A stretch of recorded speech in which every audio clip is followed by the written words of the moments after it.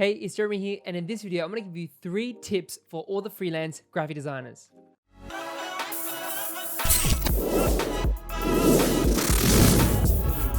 I've been freelancing for over 8 years now, and I've learned some tips and tricks, and I want to give you 3 tips today, plus a bonus tip at the end if you finish the video, and I'm sure it's going to help you out if you're a beginner or just starting out.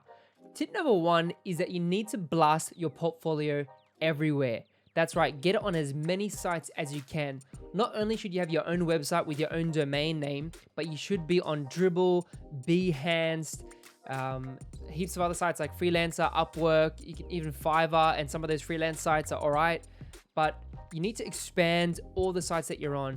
And if you can join as many as you can, it's going to increase the chances of you getting a client, of you getting seen, of you getting noticed.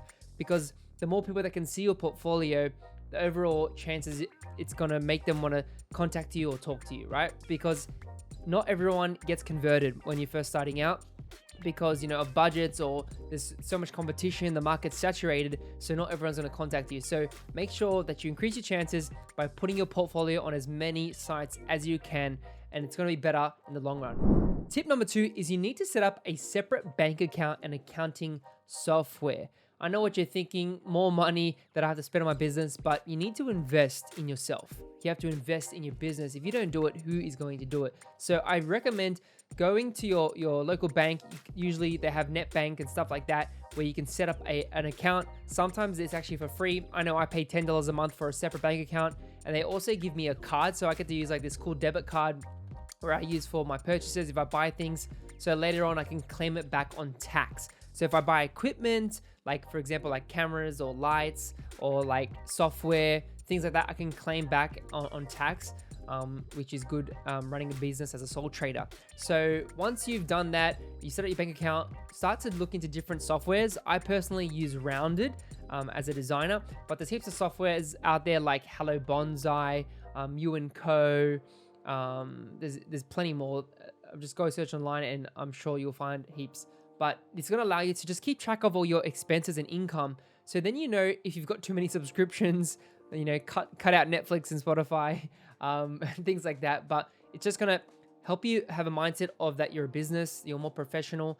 And when you keep track of all your money that's coming in and going out, you can better optimize your business and your cash flow so you're not overspending and buying things that you don't need. And that's why I recommend using an accounting software, and also hire an accountant for cheap as well. Don't neglect that step, because if you try and figure out everything by yourself, you're going to make mistakes, and you need to spend time on getting clients and doing work. That should be a priority, not all the numbers and stuff like that. Tip number 3 is you need to have a lead generation system or funnel. So when I say lead generation, you need to have a way of constantly bringing clients into your business, right? How are you getting in contact with people? Are you going to conferences? Are you talking to, family members or friends every week to see if they have a friend that has a business? Are you getting referrals? What is your system? Are you having a content marketing system? So for me, I pretty much give out free content on platforms like YouTube, Instagram, LinkedIn, and I make content around branding and design, which appeal to my target market, which are small businesses who need branding, right? So for me, I have a content that comes out every week that I create that, I release that out, and I also have something like a freebie. So they see my content, they go to my website. Once they're on my website, then they can download a free ebook or a free guide on how to do your brand identity, like the first few steps. And this helps them get into my email list. Then on my email list, what I can do is send emails out that are specifically targeted to their pain and problem. So that's just a simple way of generating leads. You need to find a way of constantly generating as many leads as you can, because as I said before, not everyone converts when they first meet you, because most clients are just cold clients. They're not hot. So my last bonus tip I have for you is connect with local studios. So what you can do, go look up on Google online and find as many local agencies, design agencies or firms that you can find, and ask if they have any overflow work. Obviously, get on the phone, have a conversation, and talk to the creative director or the manager, and just say, hey, I'm a freelancer. I'm just asking if you guys have any overflow work or have any smaller projects that you don't want to take on. I'm happy to come on board and help you out. And then they'll ask for your portfolio and your day rate, and you can come in at a low ball. But if they like your portfolio, that's the main thing. then you can, they can send you work your way.